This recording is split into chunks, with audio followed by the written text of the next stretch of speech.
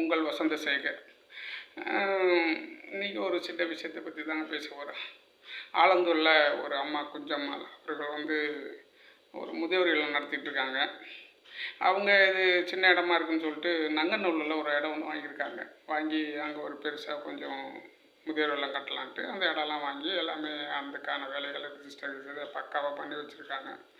அந்த இடத்துல போய் ஒரு சமூக சேவை செய்யக்கூடிய ஒரு இடத்துல போய் அந்த திருமாவளவன் கட்சி சம்மந்தப்பட்டவர்கள் விடுதலை சிறுத்தைகளே அவங்க ஆக்கிரமிச்சு பண்ணியிருக்காங்க. என்ன அநியாயம் பாருங்கள். அங்கே போய் அவங்க ஒரு சின்ன ஆஃபீஸ், அந்த நங்கநல்லூருக்கான ஆஃபீஸை போய் அங்கே சின்னதாக ஒரு இது போட்டு பண்ணியிருக்காங்க. இங்கே இருக்கிற அந்த அரசாங்கம் என்ன தான் பண்ணிகிட்ருக்குன்னு தெரிலங்க. அவங்களாம் போய் போலீஸ்லாம் கம்ப்ளைண்ட் பண்ணி இதெல்லாம் பண்ணிகிட்ருக்காங்க.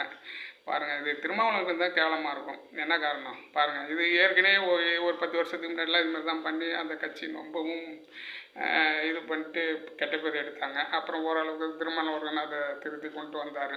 இப்போ மறுபடியும் இதை ஆரம்பிச்சிருக்காங்க. இது திருமாவளவன் அவர்கள் கொஞ்சம் இது பார்க்கணும்.